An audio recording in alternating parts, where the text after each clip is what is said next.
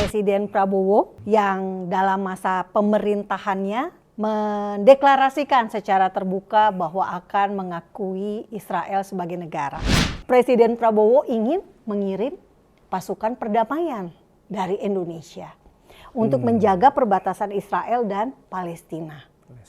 Artinya menurut saya nih yang tidak disadari oleh banyak orang di Indonesia, Prabowo itu peduli terhadap keamanan Israel. Jadi langkah Presiden Prabowo tentu saja berarti strategis.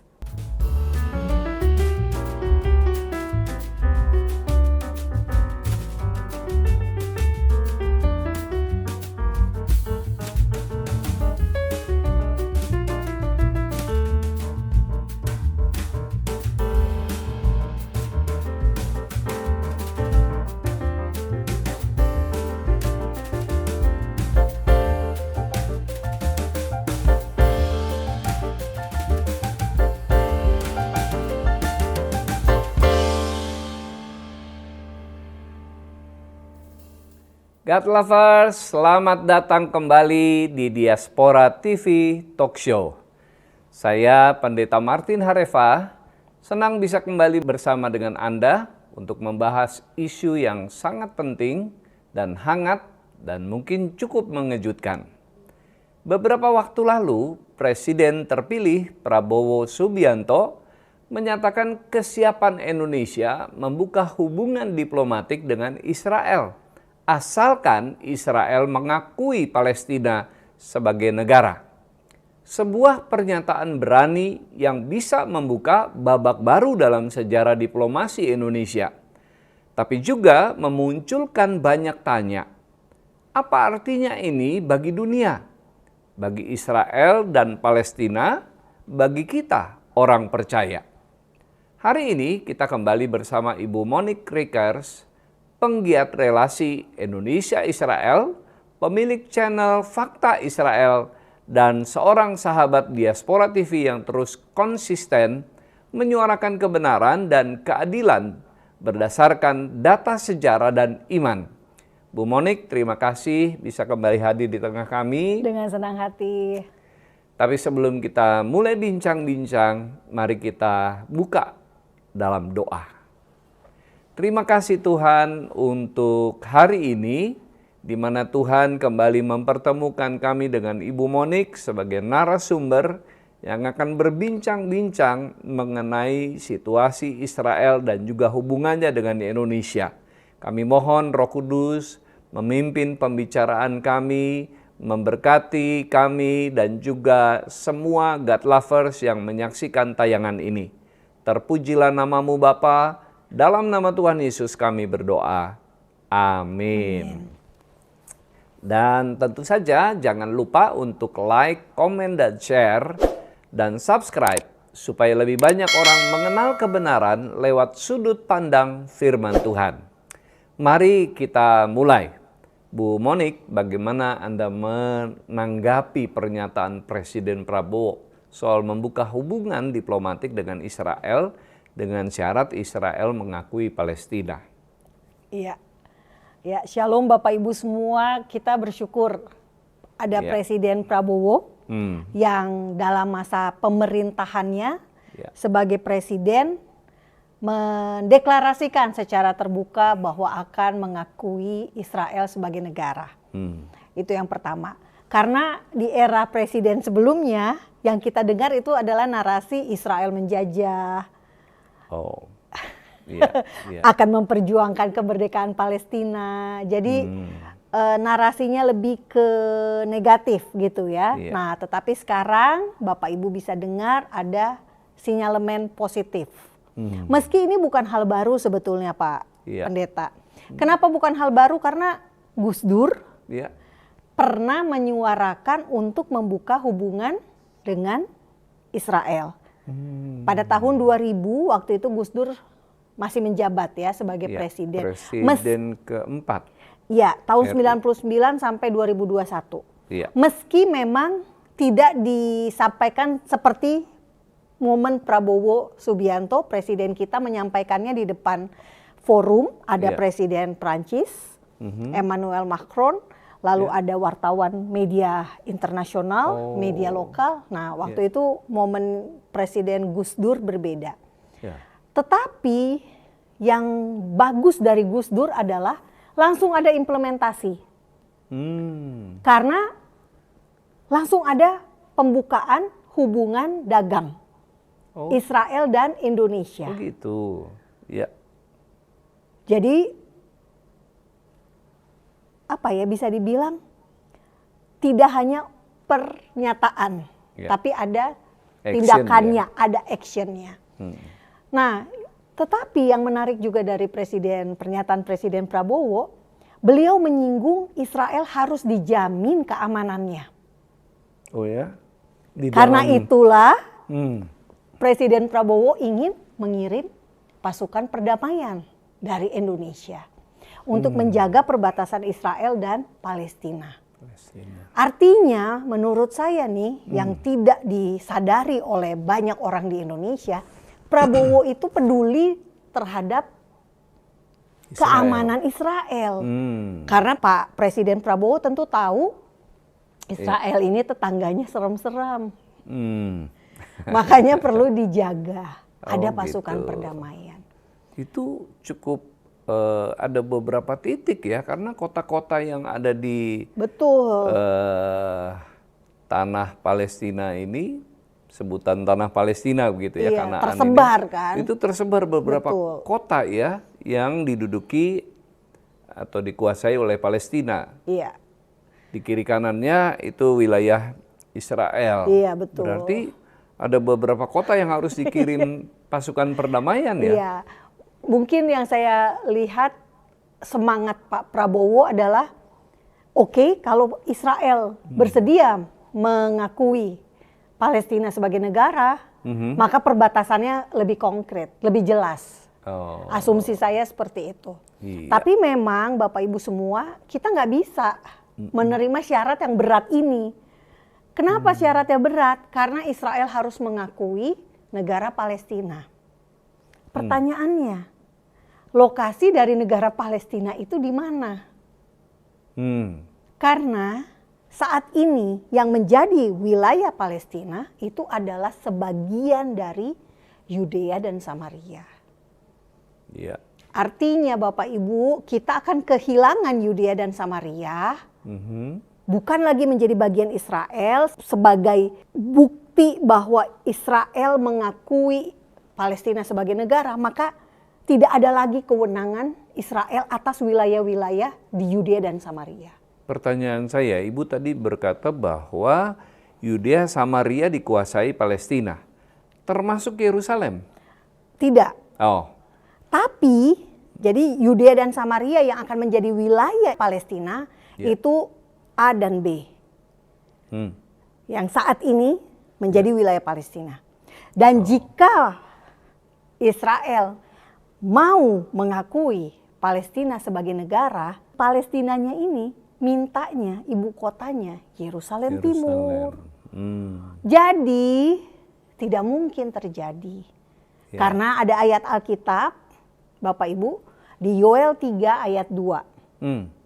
Di Yoel 3 ayat 2 ini dikatakan, Aku akan mengumpulkan segala bangsa dan akan membawa mereka turun ke lembah Yosafat. Aku akan berperkara dengan mereka di sana mengenai umatku dan milikku sendiri Israel, oleh karena mereka mencerai beraikannya ke antara bangsa-bangsa dan membagi tanahku. Jadi nggak boleh membagi tanah Israel. Artinya kalau Israel mengakui negara Palestina ada di Gaza, ada di Yudea dan Samaria, meskipun hanya A dan B, tetap saja membagi tanah. Itu bukan tanah Israel, itu tanahku, tanah Tuhan. Iya. Jadi agak sulit juga ya Israel harus mengakui itu secara politis. Secara politis, betul, susah. Dan pertanyaan yang perlu juga diajukan, apakah Palestina sudah mengakui Israel sebagai negara? Kan Presiden Prabowo kan mintanya Israel, kamu harus akui dong Palestina sebagai negara. Tapi pertanyaan berikutnya, si Palestina ini sudah belum mengakui Israel sebagai negara? Sebab jawabannya belum, Pak. Oh gitu. Jadi mereka sendiri Palestina tidak mengakui Israel sebagai negara ya? Tidak. Jadi saat kesepakatan Oslo tahun 1993, Yasser Arafat menyatakan akan mengakui Israel sebagai negara. Dan akan memberikan perdamaian dalam arti tidak akan ada teror dan akan mengubah doktrin-doktrin yang mereka bikin ya di dalam dasar pendirian PLO, Organisasi Pembebasan Palestina. Tetapi itu tidak dilakukan. Sampai Yasser Arafat meninggal? Sampai Yasser Arafat meninggal. Oh, jadi belum dan terlaksana ya. Berulang kali pernyataan dari Presiden Palestina Mahmud Abbas juga menyatakan kami tidak mengakui Israel. Misal ketika dia diundang ke Afrika Selatan, membuat pernyataan sedemikian padahal dapat tegas. Bantuan dari Israel. Padahal tanahnya dikasih sama Israel gitu ya. Jadi memang ini persoalan secara politik pelik. Dan secara Alkitab ada ayatnya. Ada peringatannya. Iya. Nah, baik Bu Monik, apakah ini langkah politik strategis dari Presiden Prabowo atau ada idealisme moral dan visi damai di balik pernyataan beliau? Kalau dibilang langkah strategis saya setuju. Karena memang Israel ini ada di dalam organisasi yang namanya OECD. Organisasi Kerjasama Ekonomi dan Pembangunan. Israel ada di dalam organisasi ini yang jumlahnya memang hanya 38 negara, terbatas. Dan Indonesia mau masuk ke situ. Untuk kepentingan Indonesia ya? Untuk kepentingan Indonesia. Tetapi syaratnya harus punya hubungan dengan seluruh anggota yang ada di OECD tadi. Jadi harus ada hubungan juga dengan Israel. Harus karena membuka Israel hubungan diplomatik. ada di situ, gitu ya. Jadi langkah Presiden Prabowo tentu saja berarti strategis. Dan kalau kita berhubungan diplomatik dengan negara lain, ya tentu saja berarti kita berdamai. Meskipun Indonesia dan Israel tidak pernah berperang. Ya kan? Tapi tidak punya hubungan diplomatik ya? Iya. Lebih tepatnya mungkin adalah normalisasi atau formalisasi hubungan. Karena selama ini hubungan kita informal. Ya. Sebenarnya sih terhubung ya? Sebetulnya terhubung tapi tidak dinyatakan secara publik. Baik, terima kasih Bu. Apakah ini pertama kalinya seorang pemimpin Indonesia berbicara seterbuka ini soal relasi dengan Israel? Tadi kita sudah singgung tentang Gus Dur ya. Gus Dur ini sudah pernah menyatakan untuk membuka hubungan dengan Israel. Bahkan Gus Dur juga tahun 1994 ini diundang ke Israel. Nah, jadi Gus Dur dan penulis pidato Presiden Soeharto, Johan Effendi, ini datang ke Israel atas undangan. Namun sebetulnya kita mundur lagi nih ke tahun 1979, Presiden Soeharto itu membeli pesawat dari Israel. 28 pesawat tempur dan 11 helikopter. Artinya kalau beli pesawat pasti ada yang belajar dong. Pilot dong yang belajar ya. Berarti mengutus orang untuk belajar di sana. Betul Pak. Jadi setelah beli pesawat ada pelatihan. Dan pelatihan pilot berlangsung di Israel selama 4 bulan. Nah, jadi 4 bulan lama juga. Lama juga. Nah, setelah itu tahun, kalau saya tidak salah ya, tahun 1982, Presiden Soeharto ketika pergi ke Roma menggunakan anti radar di pesawat kepresidenan dari Israel. Oh, teknologi yang dipakai. Nah, kemudian tahun 1985 itu ya, ke Eropa pakai sistem radar anti rudal dari Israel. Oh, radar anti rudal ya. Lalu tahun 1993 Presiden Soeharto menerima kunjungan dari Perdana Menteri Israel Yitzhak Rabin di Cendana. Oh, itu nggak resmi kalau gitu ya? Tidak resmi. Karena di rumah ya? Lebih tepatnya tidak dipublikasikan. Oh. Tapi resmi karena diterima langsung oleh Presiden di rumahnya. Iya. Nah, karena mungkin kenapa Presiden Soeharto mau menerima? Karena Israel sudah berdamai dengan Palestina.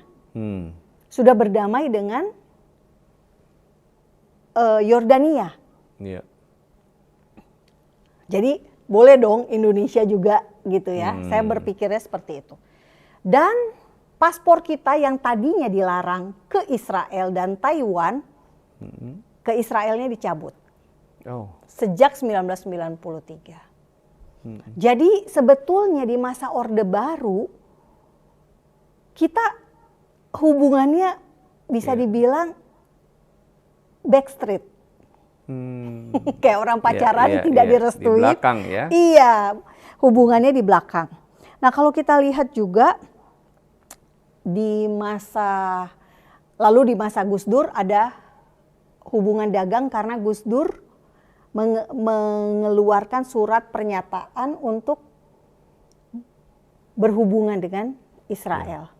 Waktu itu suratnya ditandatangani oleh Menko. Waktu itu Menko Perekonomian Yusuf Kalla. Oh? Iya. Dan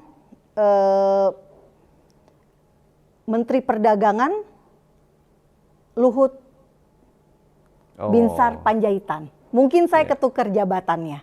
Tetapi kedua orang ini berperan. Yang menandatangani ya. Iya. Oke. Jadi sebetulnya Israel nggak asing buat kita di Indonesia.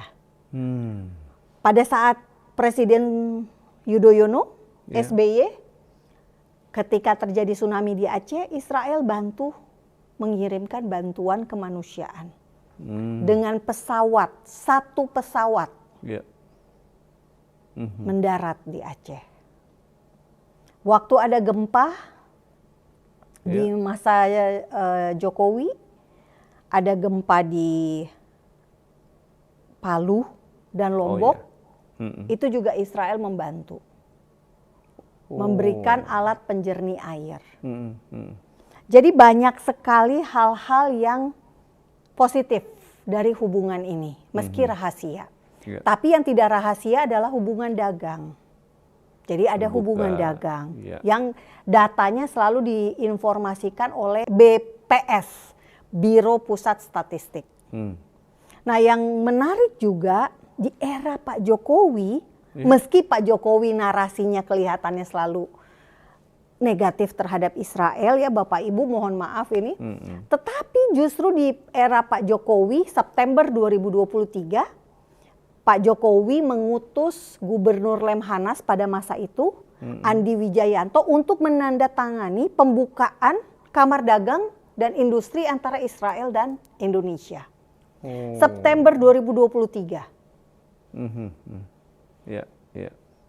Jadi sebenarnya tidak secara terbuka itu sudah terhubung ya. Betul. Indonesia dengan Israel ya. Iya. Turisme ada. Iya. Saya pernah ke Israel dan menurut mereka turis dari Indonesia itu nomor 2 paling banyak ke Israel. Iya. Yang pertama turis Korea, yang kedua Indonesia. Iya. Iya. Nah, ini Indonesia malu-malu kucing. iya, malu-malu kucing untuk terbuka dalam hubungan ini Iya, ya. betul. Bu Monik, bagaimana reaksi pihak Israel terhadap pernyataan Presiden Prabowo ini? Apakah menurut Bu Monik mereka akan benar-benar mempertimbangkan syarat yang diajukan Pak Prabowo? Jika ditanya reaksi secara publik, tidak ada ya Bapak. Tetapi yang saya yakin Israel sudah tahu gelagat dari Indonesia ini.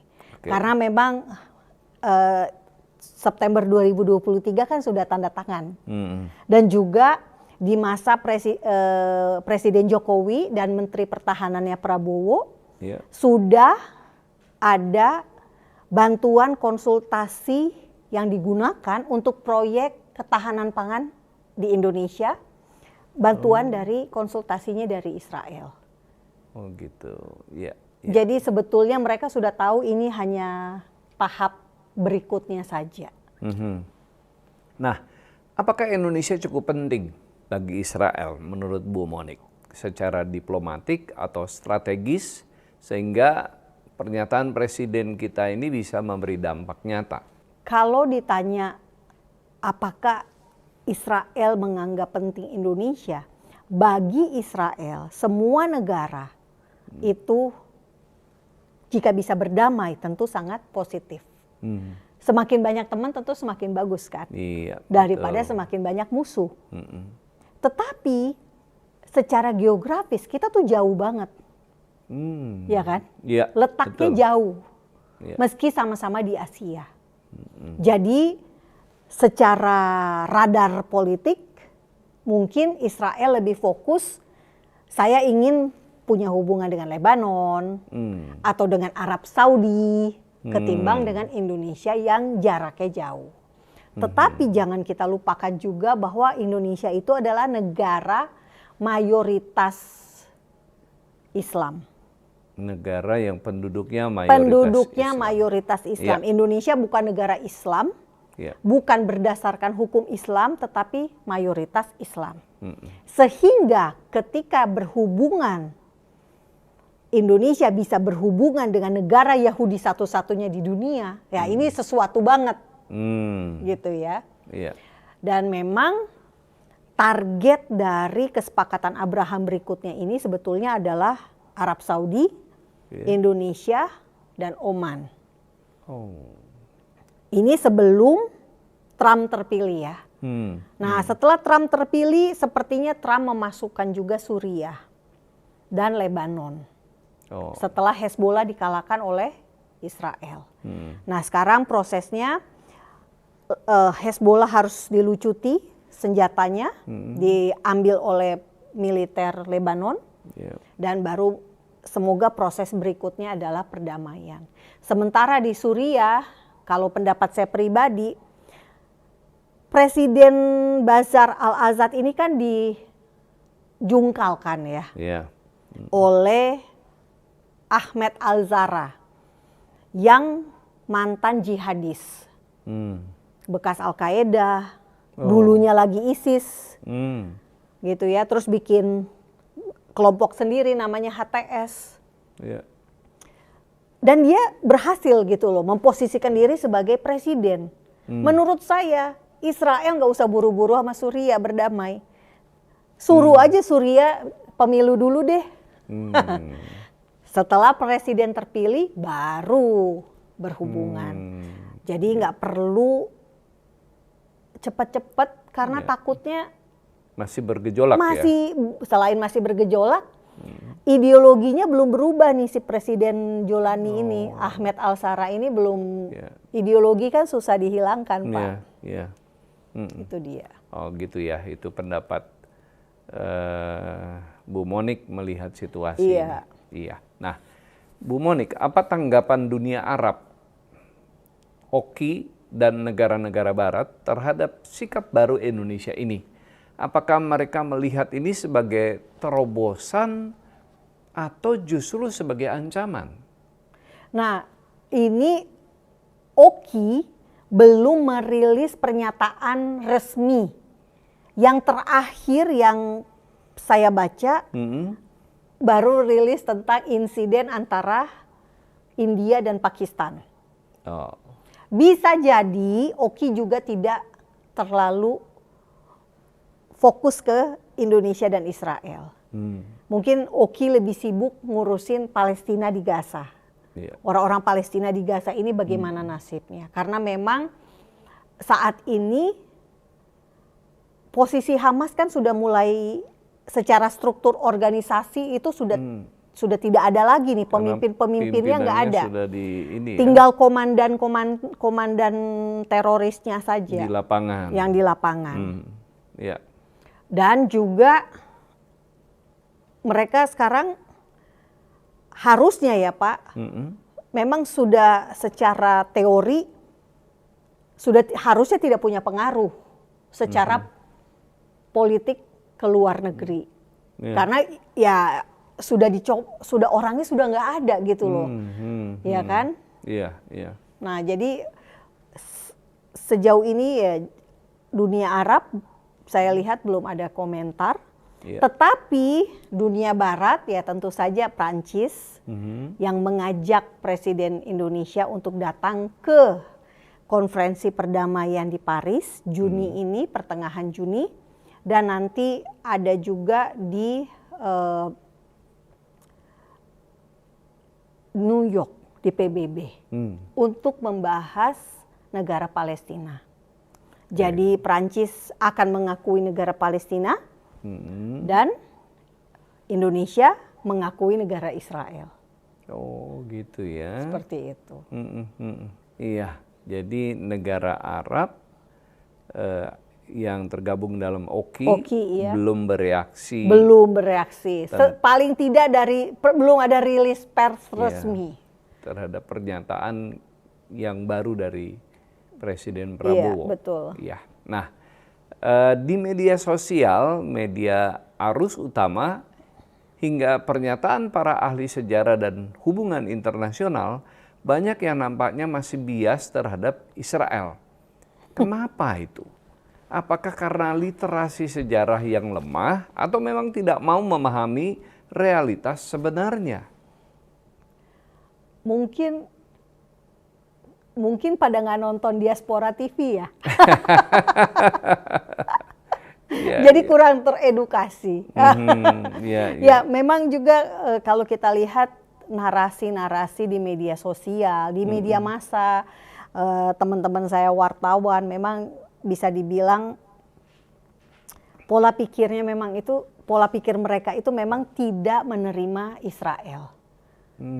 Banyak sekali konsep yang salah gitu loh. Karena apa? Karena yang dibaca udah salah, lalu isinya negatif terus lagi. Jadi bisa dibayangkan orang yang sudah antipati ditambahin lagi dengan media massa yang menuliskan informasi negatif, media sosial yang membagikan berita hoax, beredar begitu luas dan mudah dipercaya karena sekarang ada AI, teknologi yang bisa memanipulasi suara. Suara Netanyahu mengatakan akan menantang Indonesia. Nggak mungkin loh ada, tapi itu orang percaya. Tapi itu muncul ya? Itu muncul. Dibagikan di WA ya, WhatsApp grup dan sebagainya. Di pemberitaan tuh selalu yang jelek dan menyudutkan Israel. Padahal Bapak Ibu semua, saya ini berbicara kepada umat Kristen ya. Kalau kita baca di Alkitab, Bapak Ibu ingat cerita Bileam. Nah ini menarik sekali, ada ayat yang menurut saya perlu kita tahu ya Bapak Ibu. Bilangan 22 ayat 12. Lalu berfirmanlah Allah kepada Bileam, janganlah engkau pergi bersama-sama dengan mereka, janganlah engkau mengutuk bangsa itu sebab mereka telah diberkati. Bagus ya ayatnya. Tuhan bilang ke Bileam karena Bileam disuruh oleh Raja Moab, Balak, untuk kutukilah bangsa Israel. Nah, tetapi yang dikatakan di sini, jangan engkau pergi dan jangan engkau mengutuk, sebab mereka telah diberkati. Jadi kita yang orang Kristen di Indonesia, kita taat aja sama firman ini. Jangan mengutuk. Gitu. Apakah Israel selalu benar? Tidak. Tetapi dalam arus informasi yang serba negatif ini, tentu kita tahu bahwa iblis itu adalah bapa segala dusta. Makanya berita bohong banyak, misinformasi banyak, berita negatif banyak. Karena iblis selalu membenci apa yang Tuhan kasihi. Iya, sebagai orang Indonesia tentunya kita kan mendengar banyak berita-berita mengenai Israel. Pertanyaannya, bagaimana kita bersikap terhadap umat pilihan Allah? Kalau di Alkitab kan Tuhan membela bangsa ini. Jadi ini masukan dari Ibu Monik, bagaimana sikap kita sebagai orang Kristen? Supaya kita tidak terombang-ambing oleh informasi yang salah. Iya, betul. Bu Monik, apa akibat dari narasi sepihak yang terus-menerus dibangun di media dan ruang akademik Indonesia terhadap pemahaman publik tentang konflik Israel-Palestina? Ini kan kita dibombardir dengan info yang salah. Nah, berdasarkan psikologis, ada kondisi yang namanya delusional. Delusional. Nah, delusional itu definisinya adalah kondisi di mana seseorang memiliki keyakinan yang tidak sesuai dengan kenyataan. Bahkan setelah diberikan bukti, keyakinan tersebut tidak dapat diubah. Meskipun sudah ada bukti, meskipun sudah ada fakta. Nah, yang terjadi di Indonesia dikatakan Palestina belum merdeka. Palestina dijajah Israel. Palestina digenosida Israel. Padahal faktanya kedutaan besar Palestina sudah ada di Jakarta. Presidennya sudah ada. Bahkan Mahmud Abbas ini menjabat sejak 2005. Sampai sekarang sudah 20 tahun gitu sebagai loh. Sebagai presiden Palestina. Jadi kalau ini negara belum merdeka, artinya kedubes yang ada di Jakarta itu ilegal. Nggak boleh ada. Saya pernah dengan rombongan ke sana dan masuk perbatasan dan kami harus menunjukkan paspor. Betul, berarti ada petugas resmi kan. Nah, jadi hal-hal seperti ini membuat orang Indonesia delusional. Bukan hanya masyarakat yang tidak berpendidikan, tetapi juga udah kelas profesor misalnya, dosen, dosen hubungan internasional, pejabat, menteri dan sebagainya. Menurut saya ini sangat disayangkan gitu ya. Artinya kita bersikap percaya kepada hal bohong. Mempercayai sesuatu yang bertentangan dengan fakta gitu ya. Nah, kalau mau memang bilang Palestina itu belum merdeka, maka tidak boleh ada kedubes di sini. Dan presidennya jangan diakui gitu loh. Karena apa? Itu berarti tidak relevan. Bayangin misal organisasi Papua Merdeka. Bikin kedutaan besar di London misalnya. Dan pemerintah Inggris mengakui. Ya artinya kan berarti ini negara ada dong negara Papua gitu ya. Keberadaannya. Ini maaf saya kasih contohnya yang memang ada di Indonesia ya. Dan tentu orang Indonesia, pemerintah Indonesia tidak mau kan itu terjadi. Nah seperti itu loh. Jadi mohon agar kita itu jangan delusional. Kita selaras dengan kenyataannya yang ada saja. Kan yang mau memilih Abbas menjadi presiden kan bukan Israel. Betul. Pemilu waktu itu. Dan yang membuka hubungan diplomatik Palestina-Indonesia kan Palestina dan Indonesia yang mau, bukan Israel. Itu sih. Iya. Nah, banyak orang percaya tanah Israel adalah hasil penjajahan. Bisa dijelaskan secara singkat bagaimana sebenarnya fakta sejarahnya, mulai dari Kaisar Hadrian, lalu Sanremo, hingga PBB. Ya, kalau saya dibilang Israel itu ilegal, artinya PBB yang mengeluarkan resolusi PBB 181 yang membagi dua tanah perjanjian menjadi Arab Palestina dan Yahudi Palestina yang kemudian diberi nama Israel, itu yang duluan disalahkan. Karena ini organisasi resmi dan yang memilih membagi tanah itu ada 33 negara yang setuju. Jadi legalitasnya jelas ada berdasarkan resolusi 181 PBB. Jadi Israel bukan berdiri dengan mendeklarasikan diri sendiri, tidak ada dasar legalitasnya. Nah, kalau kita balik lagi, ini tanah diambil gitu ya, dirampas. Itu tidak benar juga, karena apa? Sebelumnya ada kerajaan Israel yang berdiri di tempat tanah yang itu sama. Jadi lokasinya sama, orangnya juga masih sama, namun namanya saja yang diubah jadi Palestina oleh Kaisar Romawi yang menjajah tanah tersebut dan mengubah nama Yudea yang dikenal waktu itu sebagai provinsi dari Romawi karena dijajah Romawi menjadi Palestina. Kota Yerusalem diubah namanya jadi Aelia Capitolina. Nama diubah. Apakah berarti orangnya jadi orang Arab? Tidak. Orangnya waktu itu masih orang Yahudi. Tahun 135 Masehi.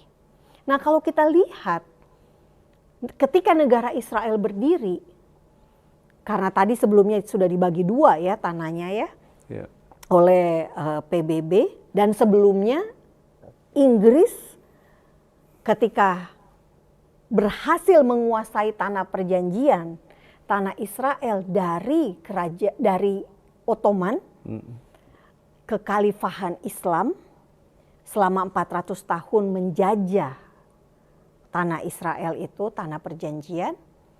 Inggris langsung mengeluarkan pernyataan yang disampaikan oleh Balfour. Balfour ini pada saat menandatangani deklarasi Balfour, jabatannya Menteri Luar Negeri. Tapi sebelumnya dia adalah Arthur Balfour ini adalah Perdana Menteri Inggris. Gitu ya. Nah, jadi Bapak Ibu, dia mengeluarkan pernyataan bahwa tanah bekas Ottoman ini adalah tanah untuk orang Yahudi. Jadi bukan untuk Inggris, karena Inggris yang mengalahkan gitu ya. Dan Inggris yang mendapatkan mandat untuk tanah yang dikalahkannya itu.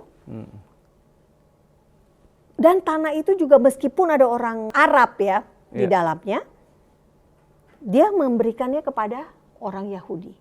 Kenapa? Karena Balfour ini orang Kristen. Dia baca Alkitab, sejarah ya. Betul. Dia baca Alkitab, jadi dia tahu oh ini tanah perjanjian, makanya harus dikasih kembali kepada pemiliknya. Nah, di Sanremo itu kejadian deklarasi Balfour tahun 1917.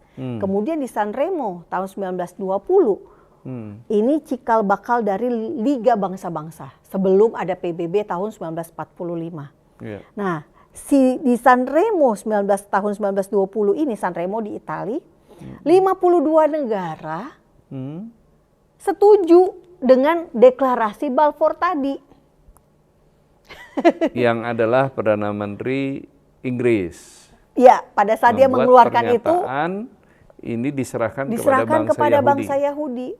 Karena memang Inggris mengalahkan Ottoman. Ya, sebagai hukum perang kan yang dikalahkan berarti dimiliki oleh Inggris. Tapi Inggris tidak menjajahnya, tapi malah memberikan kepada bangsa Yahudi. Iya. Oh, ini akarnya ya. Faktanya, ketika Inggris membuat surat tersebut, itu diterima di San Remo oleh 52 negara tadi. Tetapi implementasinya pada tahun 1947 itu malah tanahnya dibagi. Oh. Sebenarnya seluruh harusnya jajahan Inggris diserahkan kepada bulat-bulat kepada Israel. Israel ya, bangsa Israel. Tapi malah PBB membagi dua. Gampangnya seperti itu ya, mempercepat cerita panjang dari sejarah.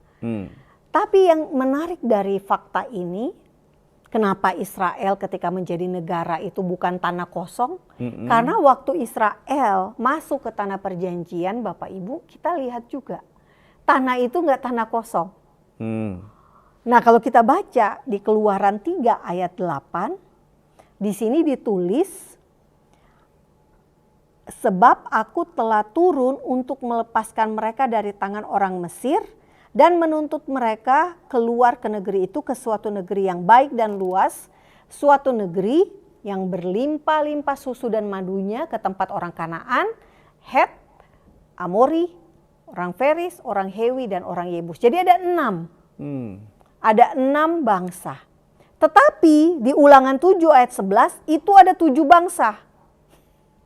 Tambahannya adalah orang Girgasi. Ulangan 7 ayat 1 ya, apabila Tuhan Allahmu telah membawa engkau ke dalam negeri kemana engkau masuk untuk mendudukinya, dan ia telah menghalau banyak bangsa dari hadapanmu, yaitu orang Het, orang Girgasi, orang Amori, orang Kanaan, orang Feris, orang Hewi, dan orang Yebus, 7 bangsa yang lebih banyak dan lebih kuat daripadamu. Jadi jelas tanahnya juga nggak kosong yang Tuhan kasih, padahal tanah perjanjian. Iya, bangsa Israel harus menaklukkan mereka dulu baru bisa menguasai tanah itu dulu. Betul. 16 tahun Yosua berperang. Iya. Untuk merebut tanah perjanjian. Jadi inilah sejarah di mana bangsa Israel kembali menempati tanah yang dulu kerajaan Israel. Gampangnya itu, Allah. Pak. Iya. Oke, baik. Nah, bukankah yang diusir dulu itu adalah orang Yahudi? Dan setelah itu justru bangsa Arab yang berdatangan ke tanah itu. Memang betul, pada tahun 70 Masehi ketika Romawi menghancurkan Yerusalem, menghancurkan Bait Suci, orang Yahudi itu dibawa sebagai budak ke Roma, dari Yerusalem ke Roma. Nah, menurut data Yosefus, sejarawan Yahudi, itu jumlahnya 97.000. Banyak berarti kan, 97.000 diperbudak di Roma. Nah, dari situ mereka keluar kemana-mana, menyebar. Bahkan mungkin yang tidak diperbudak pun mereka bisa keluar juga ke daerah-daerah, ke Turki misalnya, ke Asia Kecil. Yang tidak sempat diangkut, iya betul. Bisa jadi mereka melarikan diri, mengamankan hidup mereka ya. Ke Timur Tengah atau ke Afrika. Karena Israel kan letaknya kan di tengah 3 benua ini, Asia, Afrika, dan Eropa.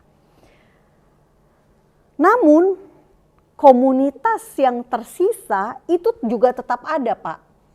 Jadi orang-orang Yahudi membangun yang menetap di tanah Israel tadi masih mereka ada. Tidak ada di Yerusalem. Mereka karena Bait Suci sudah tidak ada, mereka biasanya berdomisilinya pindahnya ke Galilea. Makanya banyak sinagoga di wilayah Galilea, di Israel Utara. Dan pusat komunitas Yahudi itu karena tidak ada lagi Bait Suci, mereka itu jadi membentuk komunitas rabinik di Yafne namanya. Yafne, kota di daerah di Israel. Jadi bukan berarti tanah itu jadi kosong tanpa orang Yahudi, tidak. Ada orang Yahudi tapi tidak ada di Yerusalem. Gitu ya. Jadi bukan berarti tanahnya betul-betul kosong, nggak ada betul-betul penghuni ya. apa orang Yahudinya jadi nggak ada, enggak, tetap ada. Tetap, ya. Tapi mereka menyingkir dari Yerusalem untuk mempertahankan agama mereka. Mereka tetap hidup di dalam komunitas-komunitas itu ya. Ke Yafne, ke Galilea. Makanya kalau kita ke Galilea, Bapak Ibu, bisa ke daerah-daerah Sipori misalnya. Itu banyak sinagoga kuno. Di daerah Galilea Utara, Galilea Israel Utara. Itu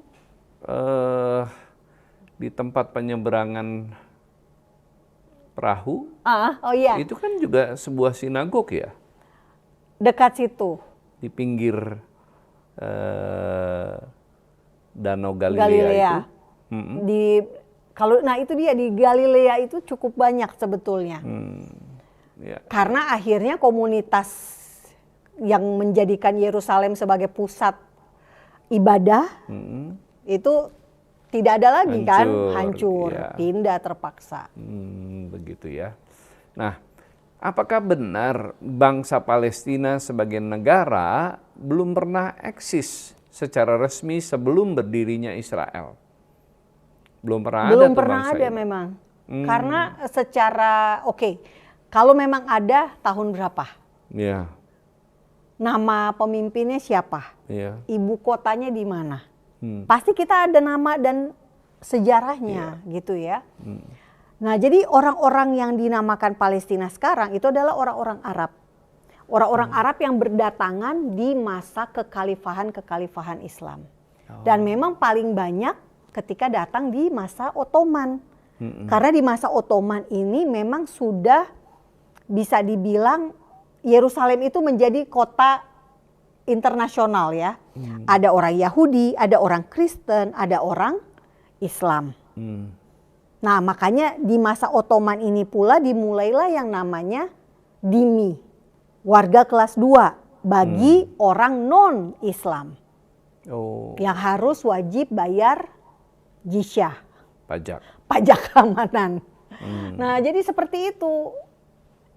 Orang-orang itu mulai berdatangan. Tetapi istilah mereka sebagai orang Palestina tuh belum muncul. Mereka hanya menyamakan diri mereka dengan Arab. Karena memang faktanya mereka berbahasa Arab, berbudaya Arab, dan secara berdarah, darah Arab juga. Nah, Bu Monik, apa sebenarnya yang membuat konflik ini terus berlarut? Benarkah Israel yang keras kepala atau Hamas, Hezbollah, dan sekutunya yang terus menolak perdamaian? Nah, konflik ini yang berkepanjangan tidak terjadi jika Palestina mau mengakui Israel sebagai negara. Jawabannya kuncinya gampang. Di situ ya. Kuncinya di situ. Karena Israel sudah memberikan apa yang ia bisa. Udah kasih tanah loh. Kalau enggak gimana caranya Palestinanya mau berdiri? Nggak punya tanah. Kecuali Arab Saudi mau kasih tanah misalnya. Dan saya jamin Arab Saudi nggak mau pasti. Atau Mesir mau nggak kasih tanah? Yordania. Bangsa Palestina untuk ini berdiri nih negara Palestina di Yordania atau negara Palestina di Mesir. Pasti nggak mau. Jadi Israel sudah memberikan apa yang bisa diberikan supaya Palestina menjadi negara dengan ibu kota Ramallah. Sudah gitu ya. Nggak perlu lagi ibu kota Yerusalem Timur. Apalagi satu Yerusalem mereka maunya. Karena di piagam pendirian Hamas itu maunya Palestina dengan ibu kota Yerusalem. Dan Mahmud Abbas juga berulang-ulang menyatakan tidak akan ada negara Palestina tanpa ibu kota Yerusalem. Padahal dia sudah jadi presidennya. Makanya kalau kita lihat apa yang terjadi sekarang ini, konflik tidak akan pernah selesai. Karena satu pihak tidak bisa menerima keberadaan pihak yang lain. Jadi ini masalahnya ya? Menurut saya persoalannya kalau kita menghilangkan sisi iman ya, itu masalahnya itu. Nah, Bu Monik, Israel kan sudah menyerahkan Gaza, sebagian besar tepi barat kepada Palestina yang direbut saat Perang 6 Hari tahun 1967. Apakah ada itikat baik serupa dari pihak Palestina? Nah itu tidak ada. Itu yang karena sudah dikasih Gaza tahun 2005. Terjadi 7 Oktober 2023. Dalam satu hari 1.200 orang tewas, 4.000 orang jadi korban luka, cacat, 253 orang disandra. Sampai hari ini? Sampai hari ini. Orang yang disandra bukan orang Israel saja, ada 39 negara paling tidak. Yang disandra juga, Thailand yang paling banyak. Karena pekerja pertanian di kibuts-kibuts Israel banyak dari Thailand. Ada juga Nepal, ada dari India dan sebagainya. Nah, Israel sudah berdamai dengan Palestina tahun 1993. Sudah jabat tangan. Yasser Arafat sebagai pemimpin Organisasi Pembebasan Palestina dengan Perdana Menteri Israel Yitzhak Rabin. Setelah jabat tangan, 7 tahun kemudian tahun 2000 terjadi yang namanya Intifada. Intifada kedua. Intifada ini adalah bahasa Arab yang artinya pemberontakan. Tetapi yang terjadi bukan pemberontakan, lebih cenderung ke terorisme. Lebih dari 1.000 orang tewas di Israel. Yang karena dilakukan oleh orang-orang Palestina. Orang-orang Palestina. Mereka melakukan bom bunuh diri di bus, bom bunuh diri di restoran pizza, bom bunuh diri di hotel ketika Sabat. Wow. Jadi ini udah mengerikan. Karena itulah Israel harus akhirnya memutuskan memberikan tanah Gaza. Supaya damai nih. Terjadi damai enggak? Enggak kan. Malah Hamas menjadi penguasa dan menjadikan Gaza itu basisnya Hamas. Terowongan teror di mana-mana. Iya ya. Jadi terowongan di bawah tanah. Sekarang ini mereka maunya intifada ketiga. Supaya Yerusalem yang dikasih. Makanya Alkitab juga bilang tentang perang Yerusalem. Perang terhadap Yerusalem. Ya. Nah, jika Israel mau berdamai, apa yang menghalangi rakyat Palestina sendiri untuk berdamai dengan realitas? Yang menghalangi mungkin karena diindoktrinasi. Sejak kecil sampai hari ini, pola pikirnya adalah kami masih dijajah Israel. Contoh kasus adalah di Jenin. Jenin ini kota yang diserahkan oleh Israel kepada Palestina tahun 1993. Jadi harusnya anak-anak di Jenin tumbuh dengan kesadaran bahwa ini kota dari Israel loh. Kami ada karena Israel loh. Tapi yang terjadi apa? Jenin tumbuh menjadi basis teror di tepi barat, di Yudea dan Samaria. Dengan keberadaan organisasi Lions Den, Sarang Singa. Sarang Singa. Jadi organisasi teror ini isinya anak-anak muda yang lahir pasca Oslo. Generasi tahun 94, 95. Jadi gimana Pak? Ini anak gak diajarin bener kan? Secara sejarah gak diajarin bener. Secara moral juga pasti gak diajarin bener.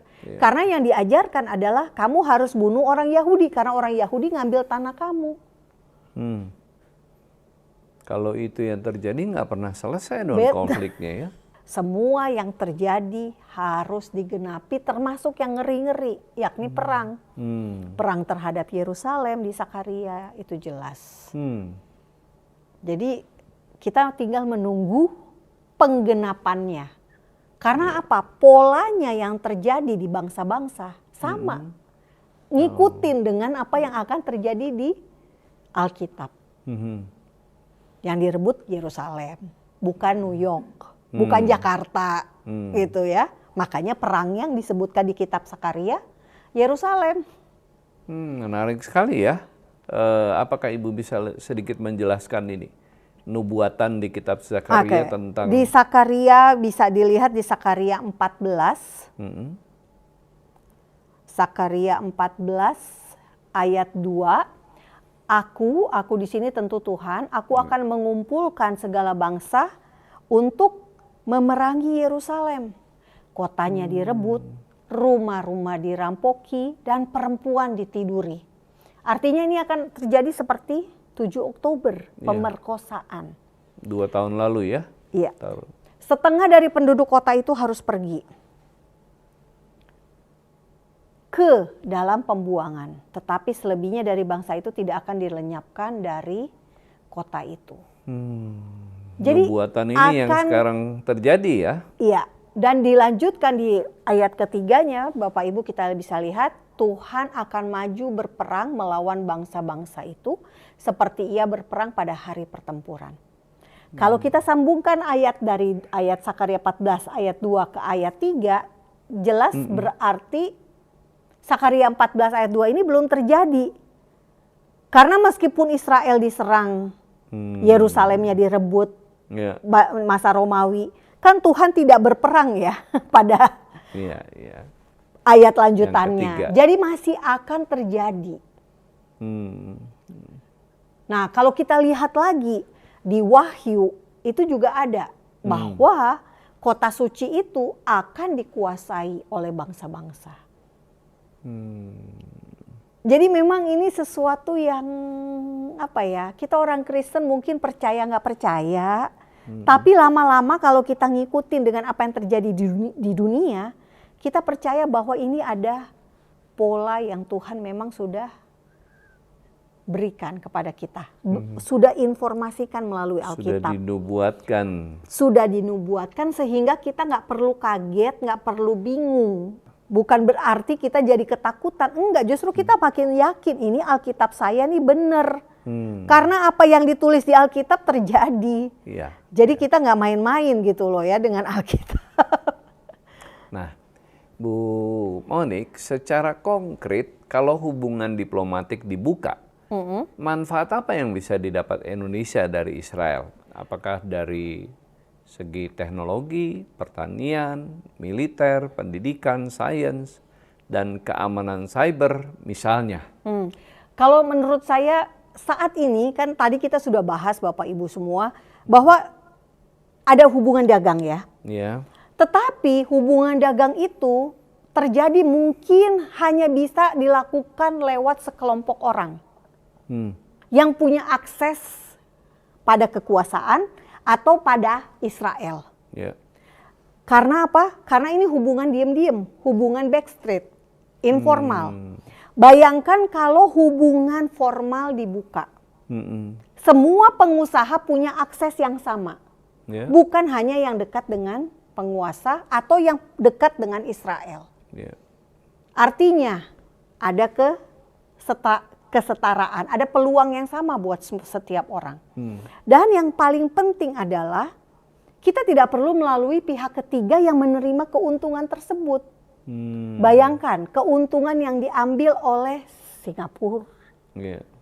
Berapa banyak dari hubungan gelap Israel Indonesia ini. Dan yang jelas juga transfer teknologi akan lebih mudah. Konsultan Israel untuk mengajari para petani kita, peternak kita lebih mudah. Bapak-bapak bupati bisa undang kapan saja. Nggak perlu kucing-kucingan. Karena apa? Karena tujuan Indonesia kan kesejahteraan. Semakin kita punya teman yang punya pengetahuan, punya inovasi dan kita bisa pakai, apa salahnya? Itu keuntungannya. Yang sebenarnya sudah dilakukan oleh pemimpin-pemimpin bangsa. Betul. Masalahnya ini dulu. Kan masalahnya tapi ini kan skala elit gitu ya. Nah, sementara pengusaha-pengusaha mungkin pengusaha sapi di Boyolali yang ingin supaya produksi susunya meningkat, pingin ke Israel, tapi aduh gimana ya mau ngundang konsultan dari Israel, nggak bisa masuk karena paspor Israel. Betul. Nah itu loh, jadi menurut saya kita harus lebih memikirkan manfaatnya. Jadi dengan kata lain sangat banyak manfaat yang bisa kita Harusnya dapatkan kalau kita apabila pintar. ada hubungan baik dengan mereka. Harusnya kita yang kita pinter mengambil peluang ini gitu loh. Ya. Mengapa justru banyak sekarang negara-negara Arab mendekat ke Israel? Apa yang bisa kita pelajari dari situasi ini? Kalau menurut saya ini jelas karena secara geopolitik jelas sekali di Timur Tengah itu ada dua kubu, ada dua kutub, Syiah dan Sunni. Islam Sunni tentu kiblatnya adalah Arab Saudi. Ya, sementara Islam Syiah adalah Iran. Dan Iran ini memusuhi Israel. Namun Iran ini bukan karena hanya memusuhi Israel, dia juga bikin masalah di negara-negara Sunni, negara-negara Arab yang ada. Dengan membuat milisi-milisi Syiah di negara-negara tersebut. Akibatnya ya tentu saja orang-orang Arab Sunni ini terganggu dong. Ya pasti mereka lebih pikir ya saya lebih baik merapat ke Israel. Kita sama-sama dimusuhin nih mungkin sama si Iran. Jadi itulah kenapa Uni Emirat Arab bersahabat dengan Israel. Maroko, Bahrain, karena mereka merasa Israel bisa menjadi sekutu, lebih bisa dipercaya, lebih berguna, lebih menguntungkan tepat daripada dengan mohon maaf Iran. Saya pernah ke Iran, Iran negara yang luar biasa besar dan juga punya peradaban Persia yang bagus. Tapi ya sejak menjadi Republik Islam Iran tahun 1979, kemegahan dari peradaban Persia itu kayak lenyap gitu ya. Sangat disayangkan jadinya. Iya. Nah, dari sudut pandang Alkitab, mengapa orang Kristen tidak bisa netral soal Israel tanpa harus membenci Palestina? Mungkin jawaban gampangnya nggak bisa netral karena Tuhan Yesus lahirnya sebagai orang Israel sih ya. Sebagai orang Yahudi ya. Sebagai orang dari bangsa Israel, keturunan suku Yehuda. Jadi kita merasa ya gimana ya. Tuhan aja milihnya lahirnya lewat bangsa Israel gitu ya. Bukan lewat bangsa Indonesia. Dan di Alkitab kita seperti yang tadi kita sudah bahas sedikit tentang penggenapan nubuat, kita masih berpatokan pada Alkitab gitu kan. Karena masih banyak, ini belum selesai. Dan Israel itu seperti jamnya Tuhan yang ada untuk menggenapi juga apa yang ada di Alkitab ini. Makanya kita nggak bisa netral meskipun dunia seakan-akan mengucilkan Israel, tetapi kita kan nggak bisa kompromi. Kita tuh ditaruh di tengah dunia ini seperti domba di tengah serigala. Nah itulah Bapak Ibu semua gitu loh. Tapi kita sebetulnya juga di satu pihak. Ini dunia yang gelap. Bapak Ibulah cahaya. Terang yang hadir untuk menerangi kegelapan tadi. Ketika orang dunia nggak ngerti tentang Israel, Bapak Ibu hadir untuk memperkenalkan Israel yang ada di Alkitab. Ujung-ujungnya adalah supaya mereka percaya kepada Tuhannya Israel dan Mesiasnya Israel yang adalah Yesus Kristus itu. Iya. Nah, Ibu Monik, setelah kita tahu kondisi seperti ini, apa peran umat Kristen Indonesia dalam membawa damai yang sejati bukan hanya sekedar wacana politik atau tren simpati? Peran kita yang menurut saya paling penting, yang paling bisa kita lakukan adalah satu, berdoa. Berdoa, karena doa itu mengubah alam roh. Kita bisa berdoa untuk mengubah hati orang-orang yang anti Israel. Sehingga mereka bisa mendapatkan pewahyuan tentang Israel. Dan yang paling sederhana, Bapak Ibu, jika Bapak Ibu punya dana, punya waktu, sehat, bisa ke Israel, datanglah ke sana. Untuk apa? Untuk menunjukkan kasih. Bapak Ibu bisa jadi berkat buat orang Yahudi di Israel, orang Arab di Israel. Itu benar-benar signifikan loh. Waktu saya datang ke Israel bulan Maret 2024, mereka kaget. Kamu jauh-jauh dari Indonesia ke Israel lagi perang. Kenapa kamu mau datang? Oh iya, saya pingin untuk berada di sini untuk menunjukkan dukungan bahwa saya mengasihi kalian. Dan mereka tuh langsung peluk saya. Orang nggak kenal. Karena apa? Karena mereka merasa betapa ini signifikan gitu ya buat mereka.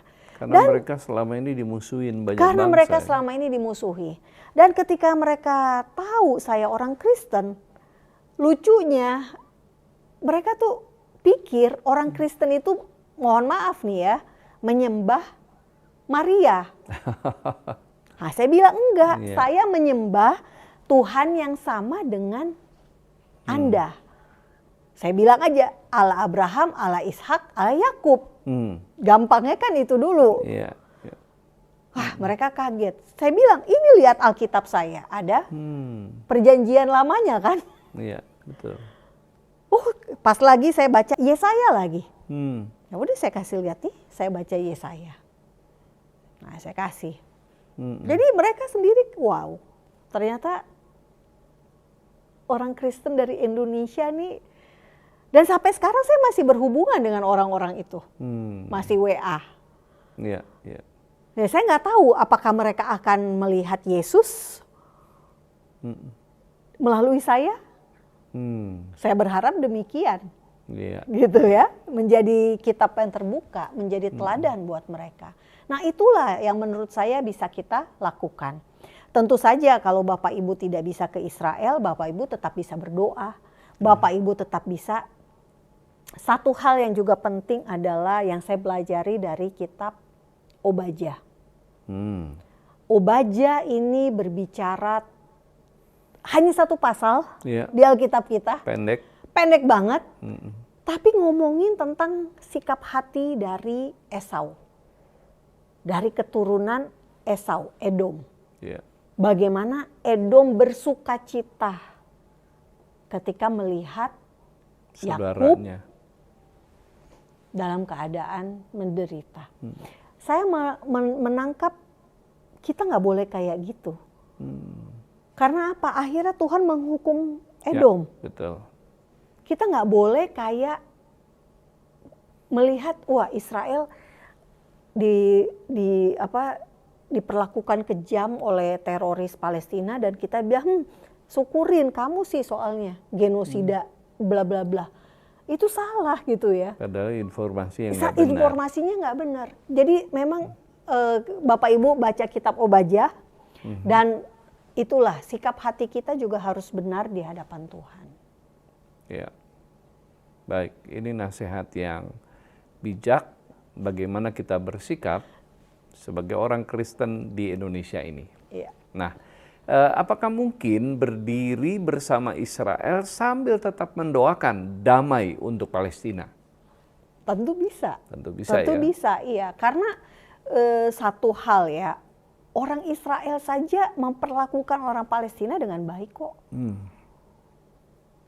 Buktinya dikasih tuh Bethlehem, kota kelahiran Raja Daud. Buat mereka penting loh Raja Daud. Dan Bethlehem itu Bapak Ibu, di Bethlehem ada kubur Rahel loh. Iya. Betul ya Pak ya?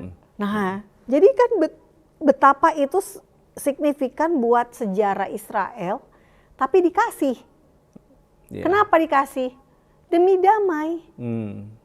Saya juga melihat hal yang menarik setiap pagi di perbatasan, di pintu-pintu perbatasan Palestina dengan Israel. Setiap pagi banyak orang dari Palestina antri untuk kerja Betul. ke orang-orang Orang di Israel. Israel ya. Orang Israel terbuka memberikan pekerjaan kepada orang-orang Palestina. Betul. Walaupun kadang-kadang dihianati juga ya. Betul. Dan itu ada kisah menariknya waktu saya dibawa ke perbatasan Bethlehem dengan Yerusalem itu. Jadi mereka itu juga sebetulnya harus dicium sama anjing. Oh. Anjing pelacak. Iya, iya. Tetapi karena orang Islam Betul. nggak boleh dekat dengan anjing ya. Jadi Israel tuh betul-betul memikirkan gimana caranya tetap bisa kelacak tapi nggak langsung gitu loh. Nggak bersentuhan dengan Bersentuhan, anjing ya. iya. Jadi kayak dibikin pintu kaca baru ada lubangnya seperti itu ya, supaya tetap bisa membaui tapi tidak langsung mengendusnya gitu loh. Saya sampai mikir ini baik juga ya mereka mau memikirkan hal tersebut. Kalau mereka jahat, mereka nggak peduli lah. Iya. Ya kayak kita aja sekarang, kita masuk ke mobil kita diciumi nama anjing pelacak kan, kalau masuk gedung, masuk hotel, masuk mall, nggak peduli kan orangnya di dalam mungkin. Ini mau orang Kristen, mau orang Islam, tetap harus. Tapi Israel nggak loh, mereka mikirin. Mereka pikirin itu ya. Iya, baik. Bu Monik, ini pertanyaan terakhir. Kalau bisa berbicara langsung kepada Presiden Prabowo hari ini, apa pesan Bu Monik, baik sebagai warga negara maupun sebagai orang percaya? Pertama terima kasih tentu ya, karena mau membuka hubungan diplomatik dengan Israel. Tapi Pak Prabowo, saran saya, contohlah apa yang dilakukan oleh Gus Dur. Tanpa syarat, Gus Dur menyatakan, ayo berhubungan dengan Israel, dan melakukan tahap membuka perdagangan. Dengan mencabut surat pembatasan dan memberikan surat resmi bahwa sekarang boleh hubungan Israel dan Indonesia. Itu tahun masa Gus Dur gitu ya. Harusnya di masa sekarang karena kita sudah ada hubungan diplomatik, harusnya lebih meningkat. Kalau di masa Pak Harto hubungannya militer, di Gus Dur hubungan dagang. Nah, di Pak Prabowo hubungan apa nih? Ya tinggal hubungan diplomatik kan? Yang belum. Yang belum, iya.